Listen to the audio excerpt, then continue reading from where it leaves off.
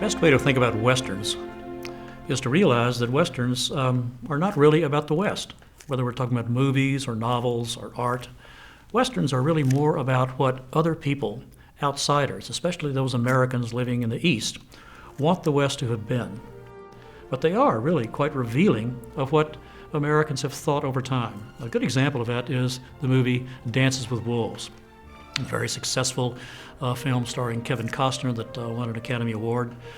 Dances with Wolves, in certain of its details, is in fact quite accurate. The Western Sioux characters in it are speaking Lakota language.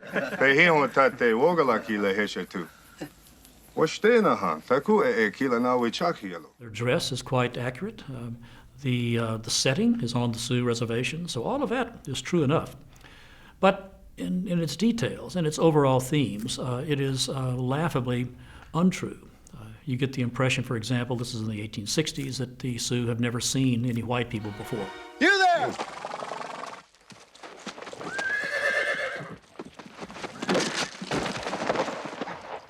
In fact, they had been in an intricate relationship with outsiders, whether British or French or Americans, for many generations. They've been tied up in this market economy now for many generations. You get the impression also, it's a common theme in Westerns, that this is a story of, it's kind of a melodrama of heroes and villains.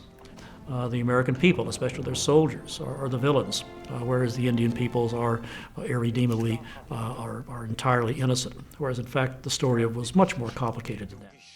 I'm fascinated by the Western myth and by Westerns, and in my new book, The Essential West, I have a couple of essays that look at that and try to make some comments about it. But I'm also interested in what really happened out west as a Western historian. And what in some ways fascinates me the most is the everyday lives of people, how people just sort of walked through their days. And I've written a couple of essays in here as well, trying to give voice to the unheard, one called Listen Up, about the unheard voices in Western history. And no one in the history of the West has been, I think, less recognized than Western women. For women, as for children, families were the best bet for security in the chancy world of the frontier, but they had their vulnerabilities. Law and custom left daughters and wives subject to the decisions of fathers and husbands. For women who agreed that moving west was a fine idea, and there were many of them, and who found fulfillment in traditional women's work, and there were plenty of them too, this was less of a problem. Money could not hire me to go back east to live, Carrie Williams wrote in her journal from California. Many women, however, were more divided in their response.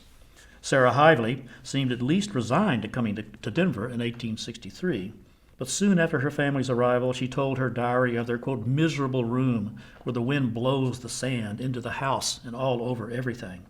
Oh, how lonely I do feel here, all alone with no one to keep me company. She was 5 months pregnant. 3 months later, close to delivery, things had not much improved. I never was so homesick in my life. I've had a good cry now, and I have a headache for it. The relative lack of women on many frontiers offered economic opportunity for those willing to play the woman's role for pay, but the workload could be oppressive. Weary days of labor and pain, wrote Ellen Hunt from her cabin in early Denver, have made 175 loaves of bread and 450 pies. I've taken care of the children and done all the housework but the washing. A bit later, she told of being, quote, nearly worked to death. Her husband would go on to become territorial governor of Colorado. She would die at 44. Many complained of husbands who were chronic movers, always on the sniff for the next main chance. Most had little choice but to go along. But Edward Bennett's mother was one who finally put her foot down. When her husband announced that the family would be leaving Creede, Colorado, she answered, Ernest, you can move on if you have to, but I've dragged 2 boys and a house full of furniture just as far as I'm going to go. First, it was Ohio, then Michigan again, and then the peninsula, then Minnesota, Michigan again, then Denver, Weaver, and Creede. And right here, I'm going to stay. And she did, for the next 30 years.